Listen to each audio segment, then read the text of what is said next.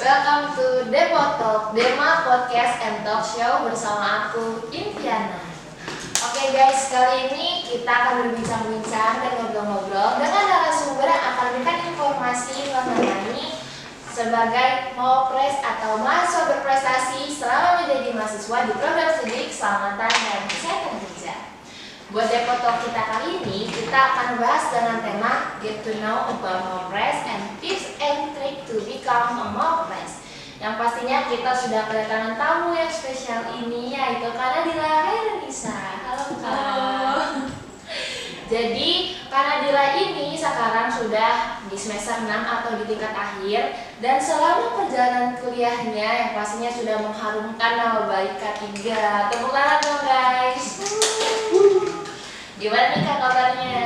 Alhamdulillah sehat ya. Mungkin agak sedikit sibuk aja sih di semester akhir ini gitu.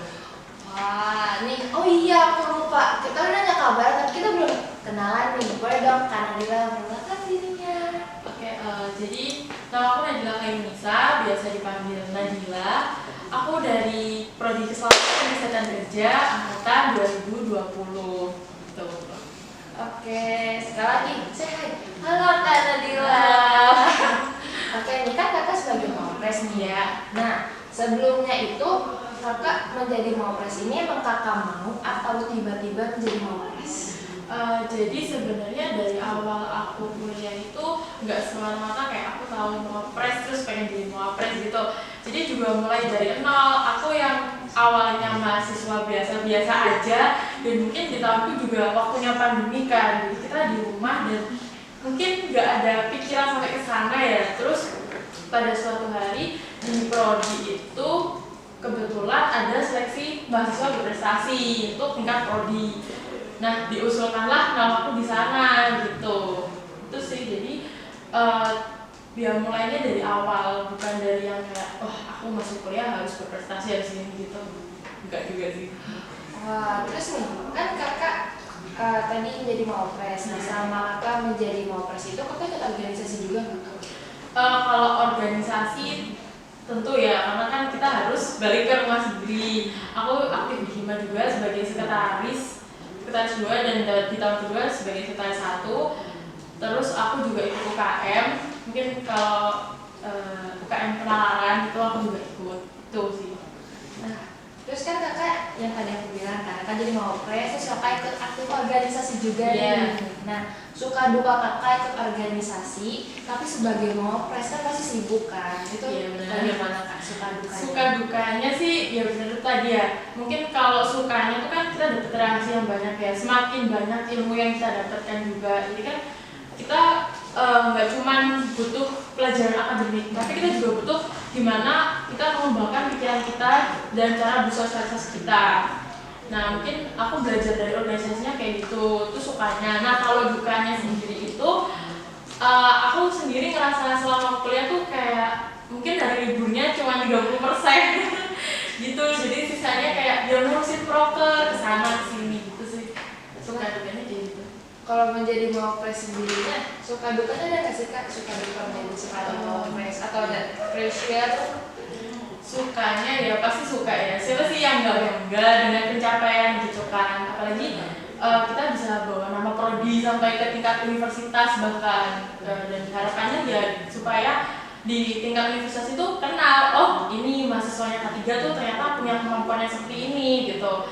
Nah, terus kalau misalkan dukanya ya mungkin kita kan udah nih dapet title Mawapres. Nah, kita gimana caranya supaya kita bisa sesuai sama title itu. Jadi kan juga kita harus berkembang, bukan semata-mata kayak kita udah dapet nih Mawapres ya udah kita tetap enggak, kita tuh harus berkembang dan bisa ngasih manfaat dari Mawapres sendiri ke teman-teman kita. Kayak misalkan ya kita bisa membagikan ilmu kita, apa yang udah kita dapat gitu selama ada di pendidikan Mawapres gitu. Benar banget tuh kak, kan tadi yang kakak bilang kalau kita jadi Mawapres kan kayak ternotis gitu sama. Iya benar.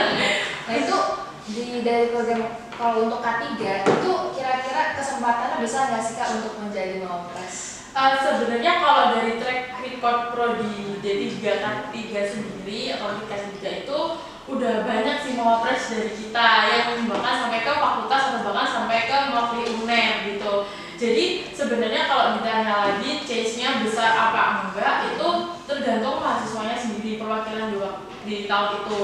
Cuman ya kan kayak dari track record ya kita harus pede gitu. Iya benar banget kan.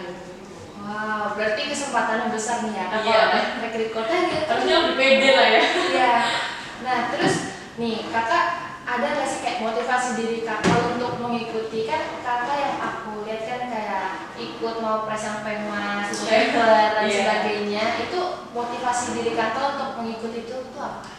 Motivasinya sebenarnya gini ya, kan kita satu angkatan tuh kan banyak orang. Kalau di angkatan aku sendiri tuh ada sekitar 60 orang.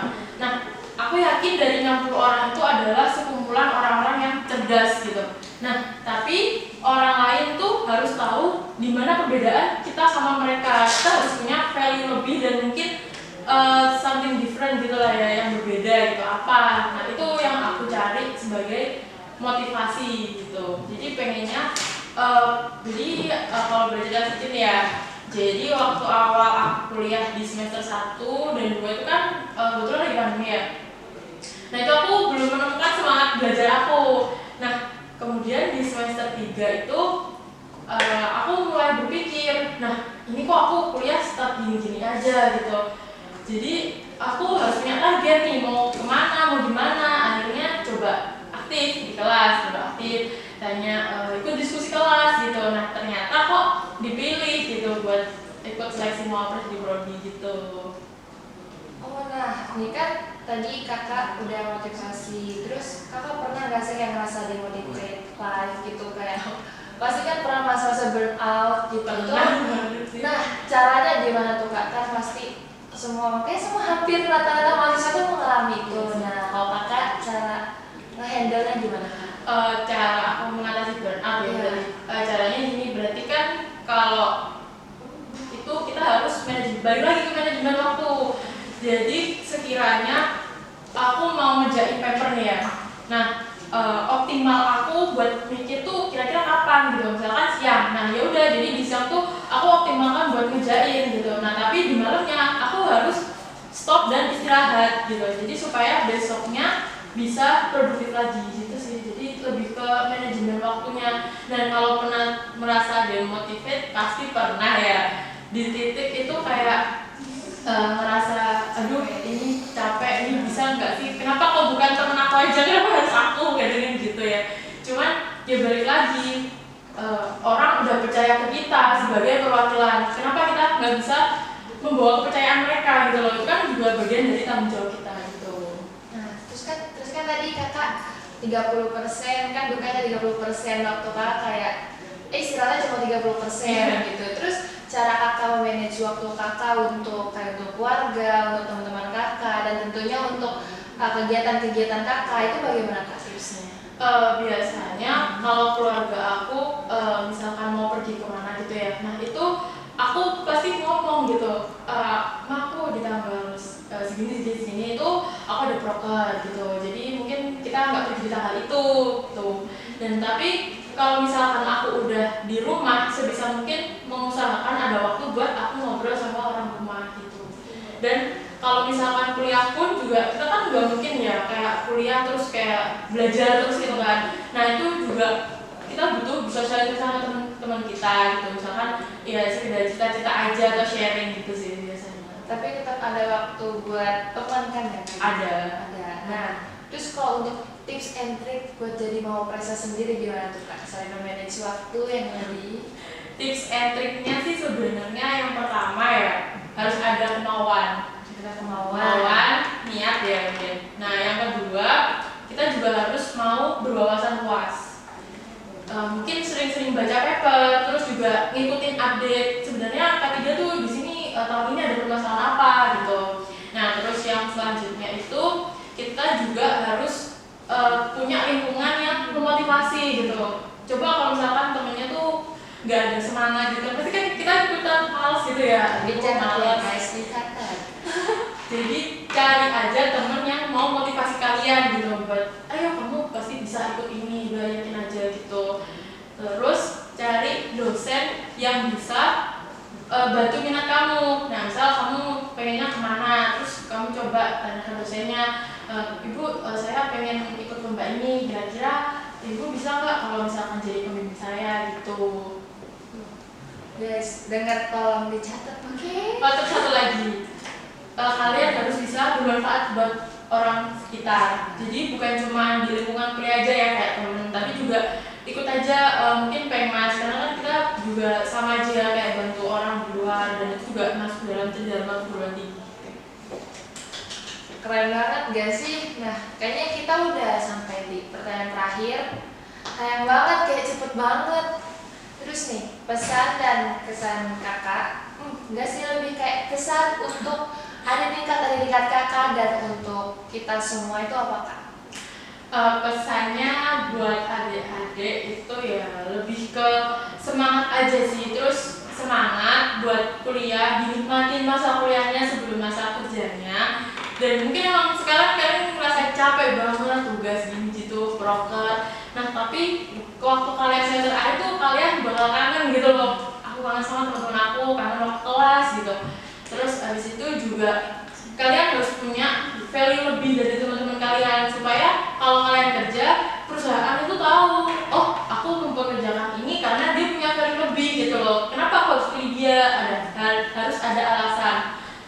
Terus kalau aku pribadi ya mikirnya perempuan itu harus bisa berwawasan luas. Perempuan itu harus bisa berwawasan luas. Dan kita juga selama kuliah tuh harus punya ambisi yang mau dicapai. Jadi kan gak enak ya kalau nanti waktu kerja kita nyesel, aduh kenapa ya aku waktu kuliah kok aku nggak bisa ikut gini, nggak bisa ikut gini. Kan juga nggak bisa kita ulangi ya masa-masanya. Jadi dimaksimalin juga gitu waktunya. Terus sih Sangat bermanfaat banget bukan? Nah, ini aku mau terima kasih banyak buat Kak Nadila karena udah membeberkan tips and trik yang menurutku dan pastinya menurut kalian juga sangat-sangat penting mengenai untuk menjadi mahasiswa berprestasi. Siapa tahu kita bisa menjadi seperti Kak Nadila. Amin. Menjadi mahasiswa berprestasi. Oke guys, sekian teman-teman buat Depot Podcast and Talk Show kali ini yang pasti sangat bermanfaat, yang berisi informasi, pengalaman, dan tentunya jangan lupa buat like, comment, share, and subscribe. Ketiga,